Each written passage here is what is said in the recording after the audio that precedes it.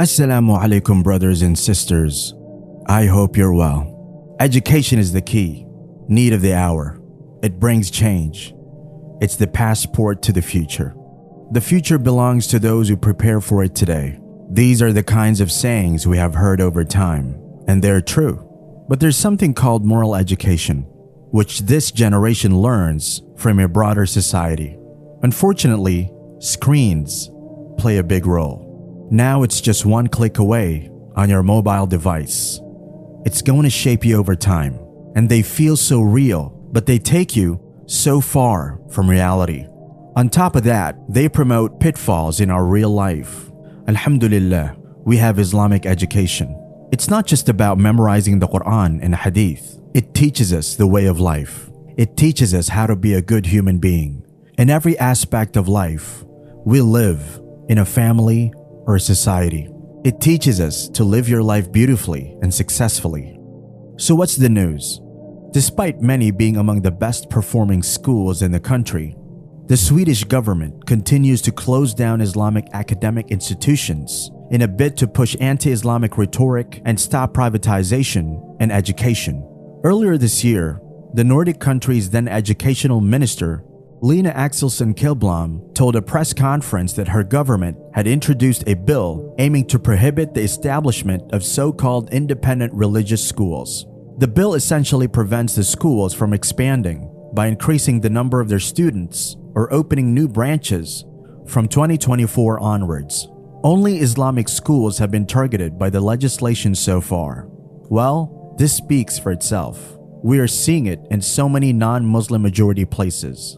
That's how minorities are targeted. But they have a problem of how Qatar doesn't allow LGBTQ groups' agenda. I would like to cover some good news here on the same topic. More Muslim Americans are opting for sending their children to private Islamic schools. MashaAllah. Islamic schools celebrate a student's identity, and like Jewish and Catholic schools, are focused on the specific purpose that children don't usually fit in public school. A 2011 report by the Institute for Social Policy said, after taking into consideration other factors, the most probable number of children in Islamic schools is approximately 32,000 students. There's a statement in the article that hit me very hard. We've had a few families this year telling us their kids are struggling in a public school setting because they couldn't relate to anybody there, especially the younger kids. They would say they see their moms and aunts wearing hijab, but nobody's wearing it in school. How true. It's not just hijab, it's conversations, culture, mainstream, functions, activities in schools that are un-Islamic. Imagine how difficult it is for a Muslim student, especially in juvenile stages, teenage years, to navigate it. Brothers and sisters, Islamic education is very important for our children. It can help to develop the potential that exists for Muslim students as creatures who will be educated. Also to pass down the cultural values of Islamic religion to students as future generations or prospective leaders of the people.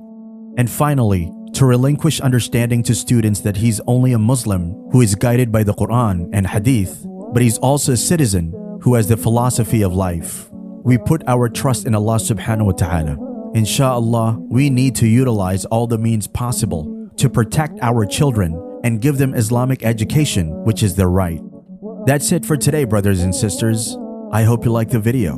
Let us know your thoughts in the comments section below. We would love to hear from you. Hit the thumbs up button, subscribe to the channel, turn on the notification bell, share this video with your family and friends. Until next time, Assalamu alaikum.